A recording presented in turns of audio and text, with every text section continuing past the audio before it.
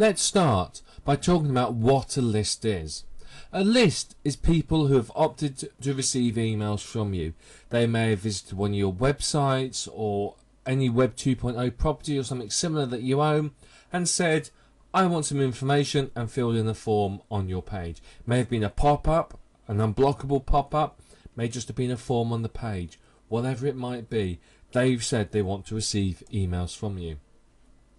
Usually it's related to a website that you've created. So if you've got a website on stop smoking, you may have a stop smoking list. If you've got one on parrot keeping, you may have a parrot keeping list. If you've got one on cooking, maybe you've got a list on that as well. But they've signed up to your list for a reason, because they want more information on the subject that your website's about, the niche that you're marketing in. They either want the free gift that you signed up, or if they're not quite sure to buy your product yet, so they want some more information, or they want the course that you're offering to give them access to, or anything like that. That's why they've opted in. Now, typically, your list is going to contain people from all over the world. Don't be surprised if there's people who don't come from your country. Don't be surprised if there's people that don't speak the same language as well as you, or don't understand the colloquialisms you use or some of the terms you use. There's going to be people that are going to be experts in the niche. There's going to be people that are intermediate. And there's going to be people that are complete beginners that have no knowledge whatsoever. What you may also find, if you start being successful in the niche, you're going to get some of your competitors subscribing to your list as well, because they're going to want to check you out and see what you're doing. So this means that when you're contacting your list, you need to make sure that you use language that everyone can understand, or everyone in that niche can understand. You don't want to use colloquialisms or refer to things that are going on in your city or country, because not everyone will be aware of those. In fact, you even have to be wary about saying things like tonight or good morning, because some people reading your email, it's not going to be morning for them. And not everybody, but some of them are going to complain, or it's going to confuse them. They're going to read an email at 10 o'clock at night that says, good morning, it's great weather here, it's doing fantastic.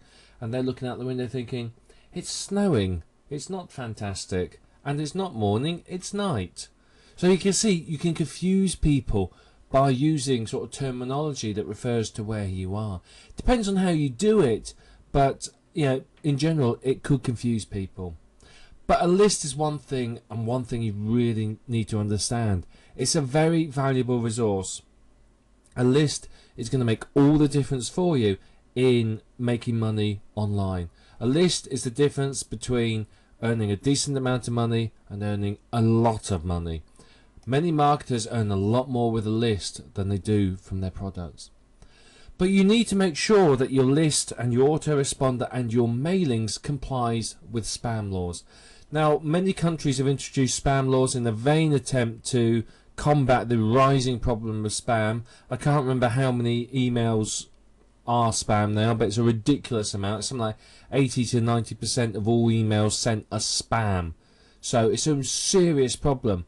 And unfortunately for you and I as list owners, many companies tend to shoot first and ask questions later when it comes to compliance with these laws. So what you'll find in a lot of cases is, if they complain to your web host about spam, the web host will shut you down and then go, hey, what are you doing spamming? At which time, of course, your business is gone because your website's been shut down. So, firstly, always keep a backup of your sites. And secondly, make sure you are aware of the spam laws and you comply with them. So this means you don't send out unsolicited emails to people. You don't advertise, things that they don't want.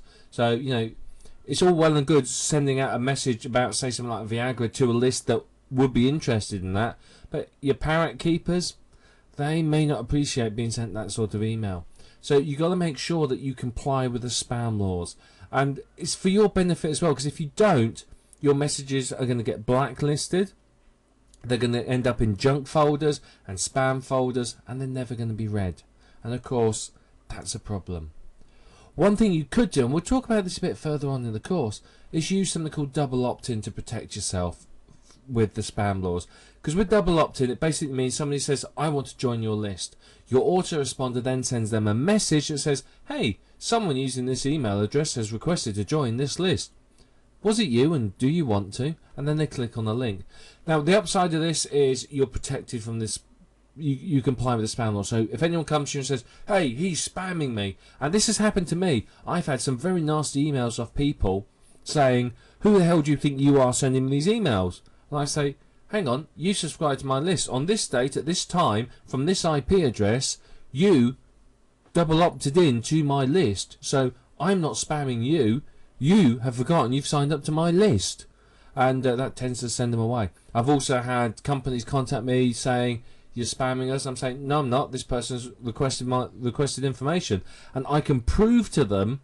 I've even had my web host sort of contact me saying someone's complained about spamming, and again, it wasn't spam. I had the double opt-in, so I just showed my web host the double opt-in, said, right, oh, that person, yeah, they signed up on that date at this time, and from that IP address, and they double opted in. Since then, they bought this product, and this product, and they've opened all these emails. So I was able to go back and give them all this information, and my web host just went, oh, fair enough, and just told the person where to go. But you know, you've got to be protected, because you can get yourself shut down, and if your business relies on that, it could be a problem. I want to tell you a little about what's in this course. This is a course about list building. We're going to show you a number of ways to build a list. But I want you to understand why you want a list. A lot of marketers can't get their head round why a list is good. We're going to talk about that in the next video so that you know why it's a good thing for you to have. I'm going to give you some help choosing an autoresponder. I'm going to be honest, it can be difficult. There's millions of them out there. You know, there's hosted services, there's scripts you can install, there's expensive scripts, there's cheap scripts, there's expensive hosted services, there's cheaper ones. Which do you go for? Which one's best? You know, do you just pick the one that everyone else is going for? We're going to talk about that in a little bit more detail. I'm going to talk to you about how you actually build a list. I want to talk about the mechanics of it. Where do you find subscribers? I want to talk about some of the best ways for you to find subscribers and why list building needs to be the focus of your business. I'm also going to teach you some of the most powerful ways to build your list. These are incredible ways for you to build a list and to get people subscribing. You know, once you've got subscribers, you've got a great relationship with them, you're going to earn a lot of money. But you need to understand what your list wants, and we're going to talk about this in this course as well. I want you to understand what your list is after and how you can give it to them. I'm also going to talk about where to find content from your list. I mean, again, a lot of people are put off building a list because they sit and think, I've got to write an email to the list every week or every 2 days or whatever it might be, which is great. If you've got one list, no problems. When you've got 10 lists or 20 lists or 100 lists, it becomes a problem, and it becomes quite a serious problem. So we're going to talk about where to find content for your lists so that you're not stuck spending all your life writing content for them. We're going to talk about the importance of a relationship with your list as well. That's vital for you to understand. Now, this course is fully featured. There's going to be lots of information. There is a book accompanying it if you want to print that out and read that, or have it next to you as well.